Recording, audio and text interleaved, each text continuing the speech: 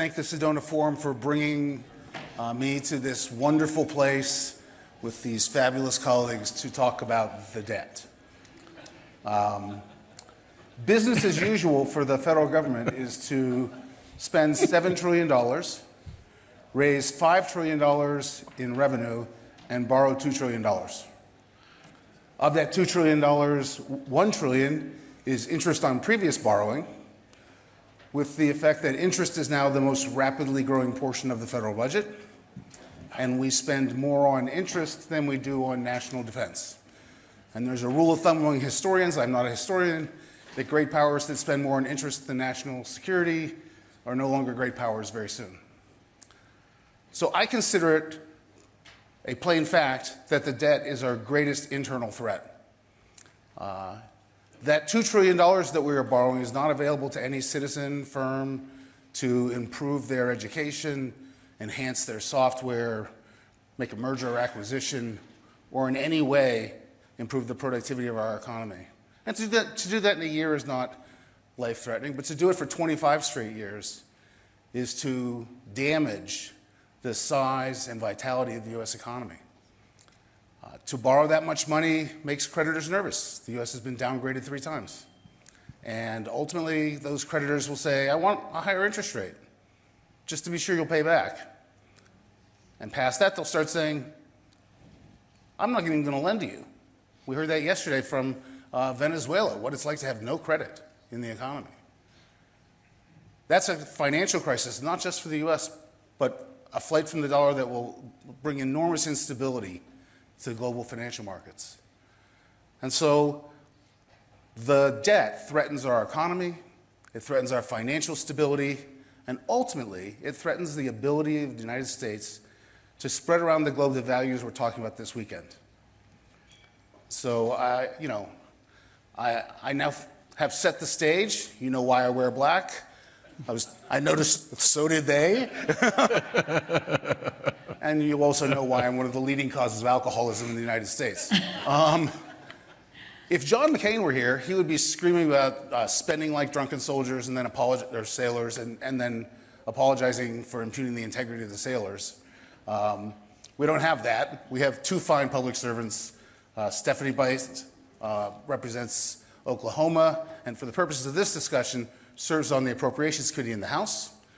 Senator Sheldon Whitehouse from Rhode Island has the recent experience of being chair of the Senate Budget Committee.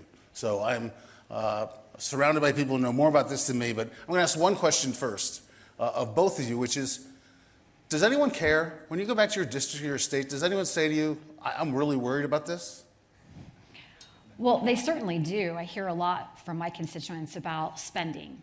That's typically the topic. Why are we spending so much money? We should cut spending. But what they don't know is what we're spending money on. And I think that's one of the things that is incumbent upon us as elected officials, is to educate them on where the dollars are being spent. And what is most surprising when I go back home and have a conversation about debt and deficit is I share with them the mandatory versus discretionary spending dynamics. And for those of you that may not know, the United States spends about 75% of every federal dollar on mandatory spending, which is Medicare, Medicaid, Social Security, and interest on the debt, and the remaining 25% on funding government. And the challenge is, how do you reconcile that? I could zero out every single federal agency, not pay ourselves, and still... I wouldn't float that. And still not be able to balance the budget. And so we have to figure out, how do we do that on the mandatory spending side? And that's where it gets complicated, because our constituents don't want us touching any of those benefits, if you will. A quick funny story. When I first ran for office in 2020, I was doing town halls or little meet and greets. This was before COVID. And I went to this diner, and there were about 50 or 60 people there, and an older couple that had come to hear me speak asked the question, about Social Security. Are you going to touch Social Security? And I said, well, no, we're not, but we do have to figure out how to make it solvent in the future, because on the trajectory that we're currently on, it's not going to be. And so what does that look like? Should we look at, reducing benefits for the future? Should we allow for private investment of 401ks? Just trying to, navigate that. And they got very upset with me because somehow they thought I was going to touch their Social Security, and they got up and walked out. And that was my first inclination, don't talk about it, because people don't want to actually hear the real causes of what we're dealing with right now. And I think that's why we're in the position that we're in. If any of us want to take on addressing Medicare, Medicaid, Social Security, it becomes politically toxic. I almost never hear about it in Rhode Island at home from anybody who's normal. And I almost never hear about it sincerely from anybody in Washington. It really only comes up as, there are exceptions to almost never, but I mean, there are people who specialize in worrying about this, and you're one of them, but that's a small percent of the political world in Washington. And outside of that political world, it really doesn't come up much, and it really only comes up in the Senate when one party is using the debt as a cudgel to beat the other party about some unrelated point. Yeah. The debt qua debt is almost never sincerely discussed. And the one point that I would add, having chaired the Budget Committee, is that years ago, 74 I guess it was, we set up the Budget Committee in order to try to police the problem of the exploding debt, and it quickly got repurposed to other ends. And so now it is completely ill-suited to doing that job. It's like bringing a hammer to a screwdriver problem. It just doesn't suit. Our spending as the... Can you say why? Well, first of all, because it doesn't do the arithmetic well. The four big spends, as the Congresswoman said, are Social Security, health care, appropriated spending, and tax spending, the freebies out the back door of the tax code. Of those four, the only one that the Budget Committee looks at is appropriated spending. And now it's usually used to add spending because the rule that it was to reduce debt got broken 2 decades ago. So ordinarily, the Budget Committee sits idly until the president's budget comes over and we have to go through a political performance about receiving that, which usually nobody cares about.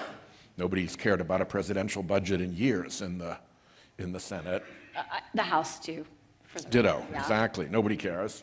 So that's just, a half day of sitting doing nothing. And then it comes to life around reconciliation when one party can find stuff to jam through the other party around the filibuster. So that's what the Budget Committee is now. And pretty much everything about it is wrong. And well, so it's good I got off of the Budget Committee last Congress. Yeah.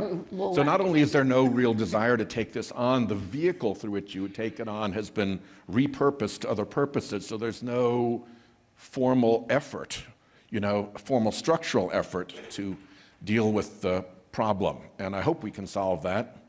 The Congresswoman's colleague, James Lankford, and I are trying to revive the old budget reform that was Enzi Whitehouse back in the old days, and put the Budget Committee back onto that purpose again. When is that going to happen? I'm starting to rethink my career choices. Yeah. Well, we're pretty close. The Lankford office has a few more tweaks, they say, of the document that we want to offer to colleagues, and then we'll see where we go from there. But when you're not even looking at all the numbers, you're obviously got the arithmetic wrong.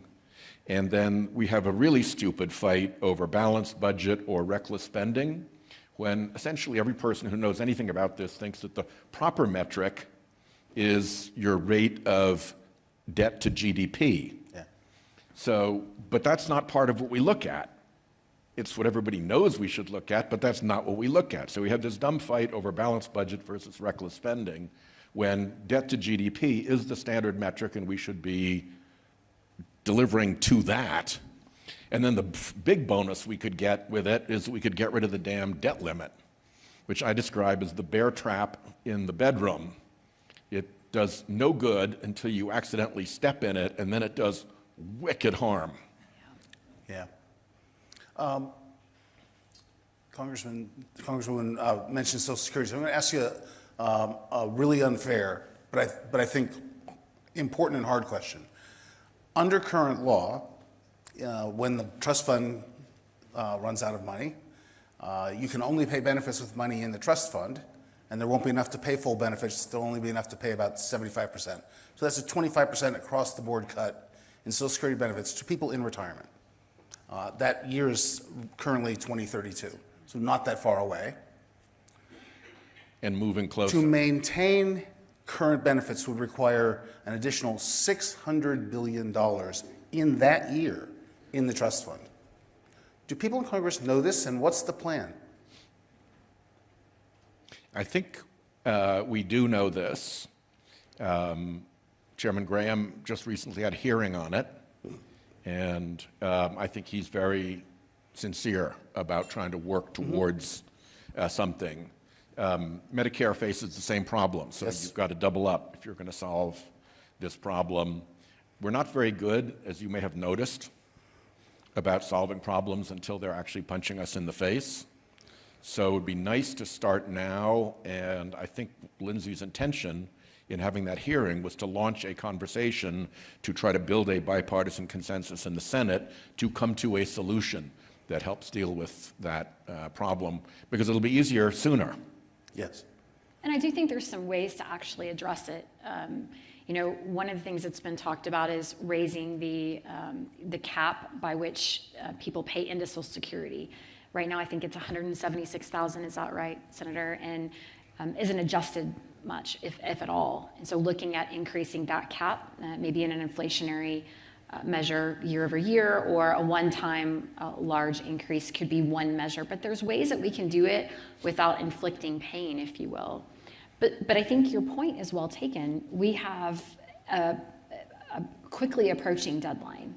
2032 is not that far away when you're talking about a $600 billion a year shortfall.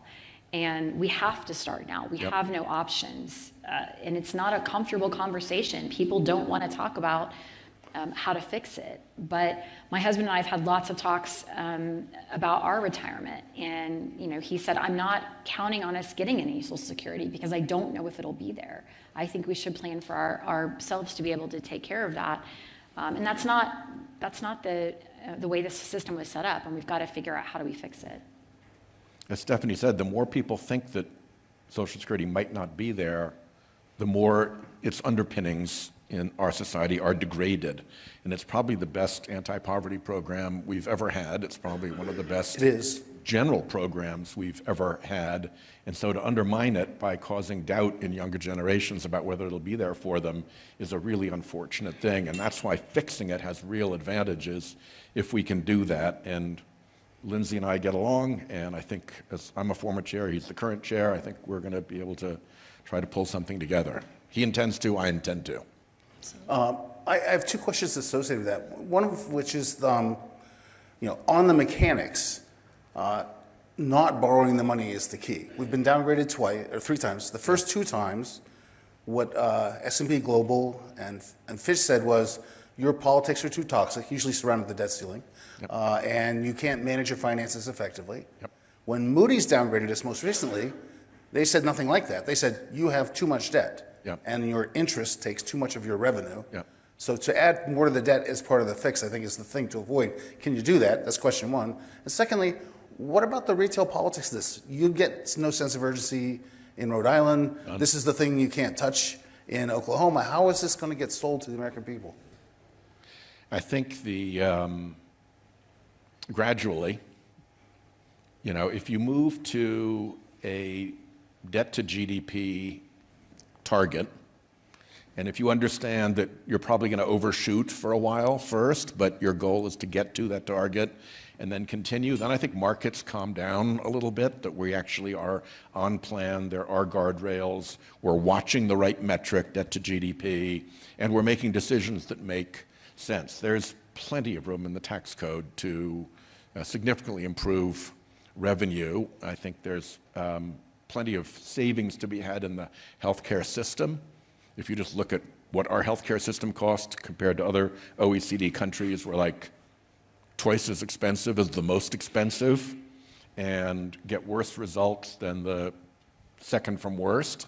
So we're in a really bad place in terms of how much money is thrown into our healthcare system. When you put that into the budget process, that's one of the values of including healthcare along with appropriated spending, you can then score the things like value-based care that reduce cost. And somebody is looking at what do we do in the healthcare system to reduce the spend without reducing the quality of care or the benefits. And there's a lot of room there to maneuver, but there's no body in the Senate or the House that's tasked with accomplishing that purpose. And I would just say there's been a couple of opportunities in the House to create a working group to be able to look only at this issue. We recognize that we are headed for a catastrophe, if you will, and so we want to try to figure out how do we put a group together, a bipartisan, bicameral working group to try to figure this out. I think there's two things from my perspective that are important to think about here. One of them is this is an information sharing exercise. The general public doesn't know that this is a problem. They think I'm getting my Social Security checks or I'm getting ready to get them. I get a statement every year that tells me what those are going to be. But in that statement, there should also be some sort of caveat that, we're running into a shortfall in 6 years, and if you plan on retiring, you may not get 100% of this. Part of this is incumbent upon Congress to educate the general public about what's coming. The other issue is when you're talking about information sharing, there is so much information coming at constituents every day. This one isn't a sexy item to talk about. It's not top of the list for many people. So we have to figure out how do we catch their attention? What do we tell them that's important? And then the last thing is the sense of urgency. If any of you are watching the machinations of the House and Senate this week, you know that sense of urgency actually gets things done. We got a FISA bill passed. Eventually, that's right. Eventually, we passed FISA. We passed DHS. We're getting things accomplished, but it is at the very last minute. And so we have to be better about not waiting until we've run out of time to educate our constituents that this is a big problem that we have to address now. And then getting consensus among our colleagues, finding those people that want to work on this issue is challenging because it is politically toxic. I'm taking 5 years, 11 months as the day Social Security reform gets done. That's a safe bet, but we'll try to do better. And I think Lindsay, having held that hearing, signals an intention to shorten that less than 5 years and 11 months. Again, I'm governed by the numbers. I have no soul, so more than one half of all federal spending over the next 10 years, non-interest spending, will be Social Security and Medicare. That is where all the money is. I'm not sure everyone fully appreciates that. And they will grow faster than everything else. Social Security is going to grow at 5.5% a year. Medicare is going to grow at 7 to 7.5% a year. Revenue is going to grow, if we're lucky, at 4.5 to 5.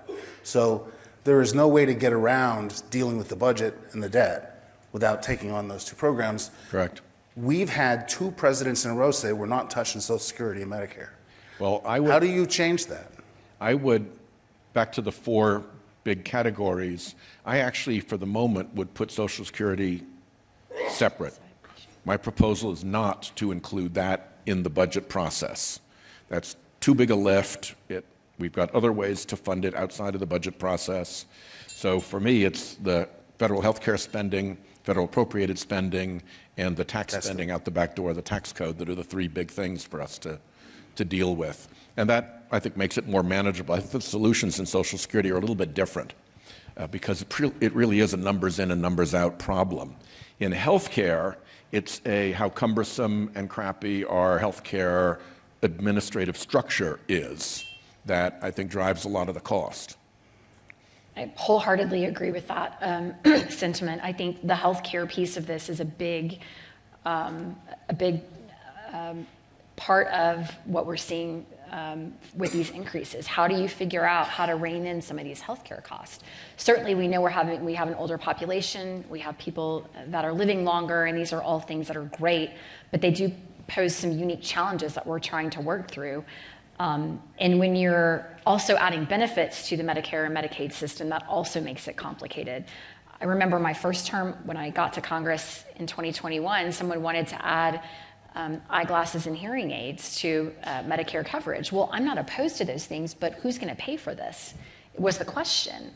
And we've, over time, sort of added things to the programs that we really couldn't afford. And so what do we, how can we fund this in a proper way, either by reducing the bureaucracy, which the senator is exactly right. How do we reduce that bureaucracy and actually get services to patients? Does that look like, a private pay system or, some sort of healthcare changes to the healthcare exchange? What can we do that can actually provide those healthcare services without bankrupting the country is really what we should be focused on. And if you don't mind, Doug, I would add, you opened the conversation with the premise that as the debt grew, it was going to reach a tipping point, and the debt itself would be the thing that cascaded us into an economic crisis. I've been watching a different economic crisis coming on for a while, and that is the climate-driven extreme weather risk crushing insurance markets, which in turn crush mortgage markets, because you need insurance to get a mortgage, which in turn crush real estate values, which then drops us into recession. And if you're looking for an actual example of that, look no further than Florida, where the risk is out of control. The insurance market is essentially papier-mâché simulacrum of an insurance market that won't stand any real claims pressure. And mortgages are impossible to get in Florida unless you can send them straight to Fannie and Freddie, because there's not a bank in Florida that wants to hold a Florida mortgage because they know what 30 years out looks like. And that leads to the property value decline. And last year, guess what? Florida led the country in property value decline. And just a few weeks ago, Newsweek reported that it's looking at another 6 to 8% loss and maybe double-digit loss of property value in some counties. So the threat that people have warned about, and these aren't like League of Conservation Voters warnings. These are the former head of risk management for Goldman Sachs, the former chief economist of Freddie Mac, the head of the Federal Reserve. And Powell said, with a decade out, there'll be whole regions of the country where you cannot get a mortgage any longer. Think about what that does to those economies. That's right out there. The Economist warned of a $25 trillion hit to the global real estate markets. So let's say that happens. I've been through a couple of insurance crises, and the old Ernest Hemingway line is very true. They happen gradually and then all at once. And we're in gradually, and we don't know when all at once is going to come. But when it comes, just like COVID, we're going to need the federal government to be able to come in and spend big to try to find a way back out of that mess. And when we go to our Treasury for the funds that we will need because of some other thing that has gone wrong, and the world won't let us spend that kind of money because we've gotten too close to that tipping point.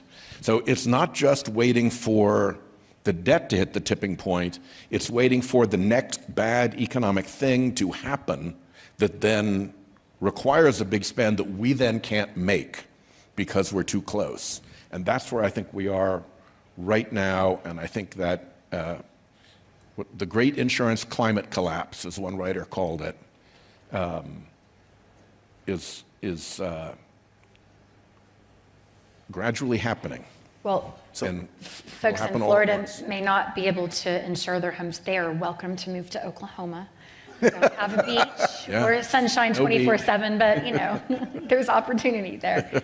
No, I agree that how the insurance market is a challenge right now for a lot of different reasons, and we're even seeing some of that in Oklahoma. Actually. You are.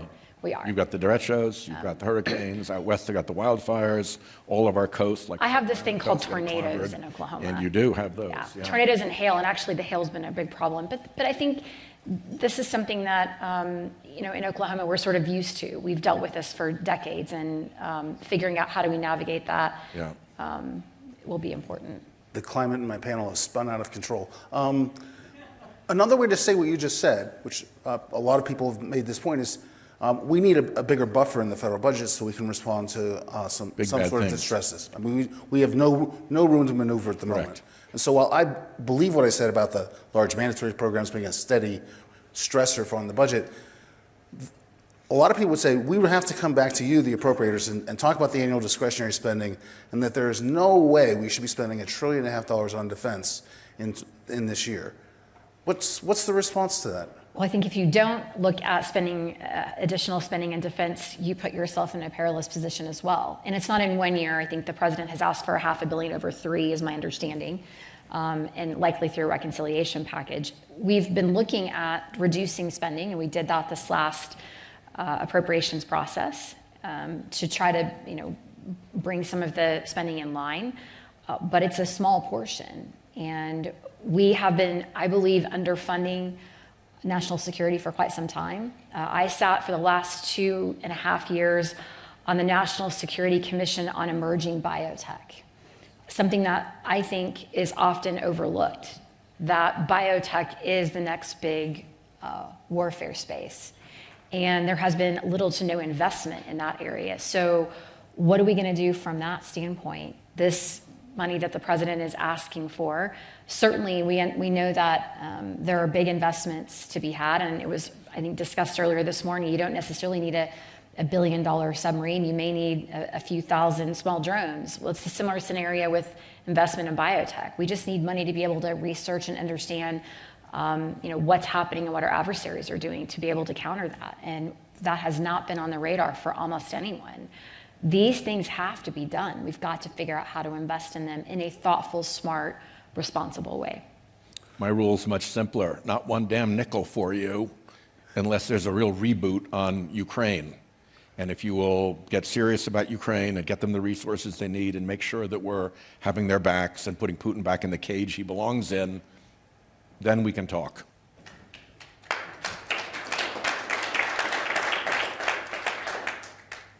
Last topic.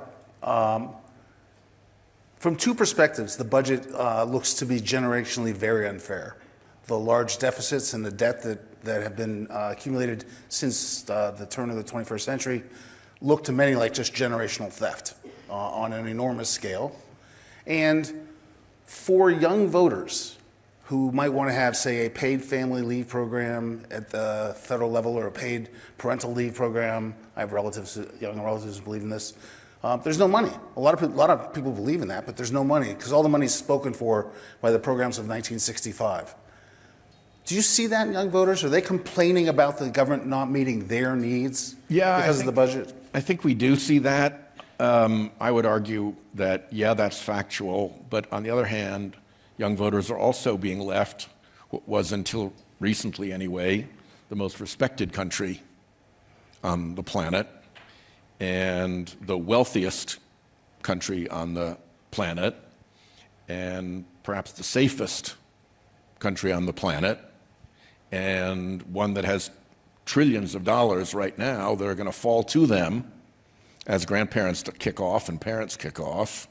So there are sort of two sides to the equation. Yeah, now we've loaded up way too heavily on the elder generation, but the value that a young person in America gets from being an American is pretty solid thing. I think if you asked them, okay, pick the place where you want to be born, and you ask that question, let's just, to take the politics out of it, let's say you want to ask that question 3 years ago, they'd say, yeah, this is where we want to be born.